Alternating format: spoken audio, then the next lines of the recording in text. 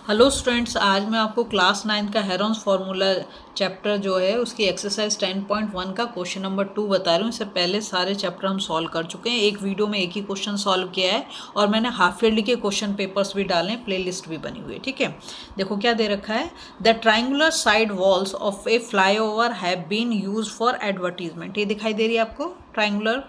ठीक है, the sides of the walls are 122 metre, ये वाला 22 मीटर, दिस वन 122 मीटर, ये बेस हो गया। ठीक है, the advertisement yield as an earning of 5000 per metre square per year. तो मीटर पर मीटर स्क्वायर तो मतलब क्या हो गया, यहाँ पर हमें पैसे दे रखे हैं। ठीक है, पर ये किसके लिए दे रखे हैं, एक साल के लिए 1 मीटर स्क्वायर का ये दे रखा है। A company hired one of its wall for 3 month. Company ने जो हायर किया उसको 3 मंथ के लिए करा, एक साल के लिए नहीं करा। ठीक है, how much rent did it पे, तो उसे कितना रेंट देना पड़ेगा। सबसे पहला काम तो हम क्या करेंगे, हमें इसमें 3 साइड्स दे रखी हैं, तो हम इन साइड्स को लिख लेंगे कि ट्राइंगुलर रीजन की जो साइड्स हैं, तो A equals to 122 metre, B equals to, मैं क्या कर रही हूँ, ट्राइंगल की साइड्स लिख रही हूँ। ठीक है, 22 मीटर, और C इक्वल्स टू 120 मीटर। देखो इस साइड यहाँ पे दे रखी है ना ये फिगर में, तो मैंने A इसको मान लिया, B इसको मान लिया, C इसको मान लिया। ठीक है, चलो नेक्स्ट काम क्या करेंगे, हम सबसे पहले निकालेंगे इसका पेरीमीटर, क्योंकि हमें हेरोन्स फार्मूला लगाना है।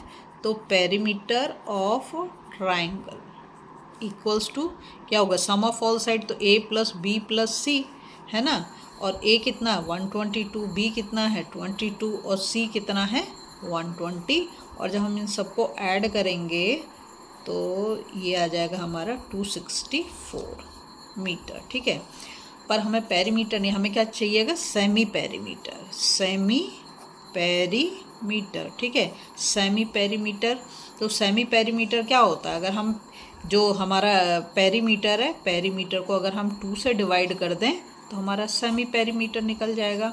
तो 264 को अगर मैं 2 से डिवाइड कर दूं तो 2 1 जा 2, 2 3 जा 6, और 132 हमारा आ गया ये। ठीक है, मीटर, इतना हमारा सेमी पेरीमीटर आ गया। अब हमारा एरिया निकालना है हमें, तो area of triangle equals to, Heron's formula क्या बोलता है, सेमी पेरीमीटर लिखेंगे पहले, फिर S minus A, S minus B और S माइनस C। ठीक है, नेक्स्ट काम क्या करेंगे, इसमें हम वैल्यू पुट कर देंगे। तो S हमने कितना निकाल दिया 132, 132, 132 माइनस A क्या दे रखा है 122 है ना, और B क्या है, फिर हम 132 माइनस 22, और फिर तीसरा वाला है 132 माइनस 120, हमने तीनों साइड कर दी। ठीक है, अब हम इसको कैलकुलेट करें, 132 को ऐसे लिखेंगे, 132 से अगर हम 122 को माइनस करेंगे तो 2 से 2 0, 3 से 2 गया 1। ठीक है, ये हो गया। नेक्स्ट 132 से 22 को माइनस करेंगे तो क्या आ जाएगा, 2 से 2 माइनस करेंगे 0, 3 से 2 माइनस करेंगे तो 1 और 1। थर्ड वाले में क्या आएगा हमारा 2, और 3 से 2 को माइनस किया तो 1, ये हमारा आ गया। ठीक है, अब हमें क्या करना है, इसके ऐसे फैक्टर करने हैं जिससे हमारी कैलकुलेशन इजी हो जाए, वरना हम वो निकालेंगे तो इसमें हमें बहुत सारा टाइम जाएगा। ठीक है, तो मैं क्या कर रही हूँ, पहले इसको कर रही हूँ, मैं बहुत सिंपल वे में तुम्हें बताती हूँ। 132 है, तो अगर हम 11 और 12 को मल्टीप्लाई कर दें तो 132 आ जाता है। ठीक है, और भी छोटे फैक्टर किए जा सकते हैं, पर अभी मैं इतना ही कर रही हूँ। 12 इंटू 11 तो हो गया 132। 10 के लिए हम कर देंगे 5 इंटू 2, 5 2 जा 10 हो गया। अब इसको मैं सीधा सीधा कर रही हूँ 11 इंटू 10। ठीक है, तो ये 110 हो गया, और इसको मैं कर दे रही हूँ 4 इंटू 3। ठीक है, अब हम क्या करेंगे, अब हम देखते हैं किस किस का पेयर बन सकता है। तो सबसे पहले मैं पेयर बनाने की कोशिश करती हूँ। ठीक है, देखो, तो एक तो 11 का पेयर बन सकता है, 2 बार 11 आ रहा है तो मैंने कर दिया 11 स्क्वायर। ठीक है, दूसरा जो हम पेयर बना सकते हैं, इस वाले को हम कर सकते थे 5 इंटू 2, चलो कोई बात नहीं। और क्या कर सकते हैं हम, यहाँ पर 4 है, यहाँ पर 3 है, तो मैं इसको भी कर सकती हूँ। मैं इसको कर देती हूँ 4 इंटू 3। क्या कर देती हूँ? 4 इंटू 3। ठीक है, काम सही हो जाएगा। क्यों? देखो ये 4 और ये 4, तो हम 4 का स्क्वायर कर दिया।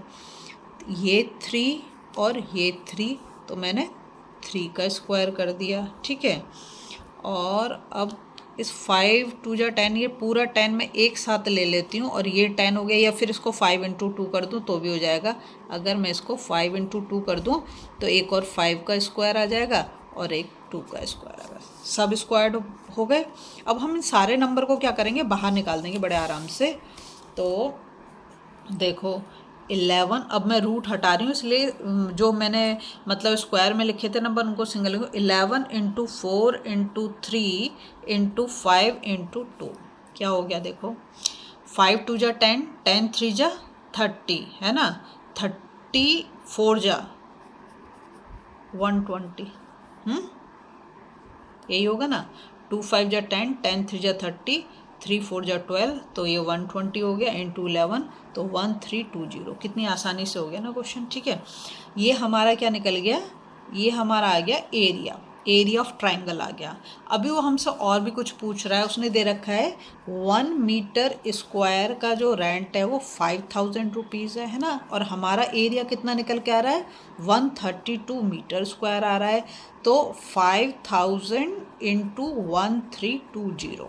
ठीक है, अभी भी बात बनी नहीं, ये तो इसका हुआ। पर हमें इसके रेंट फॉर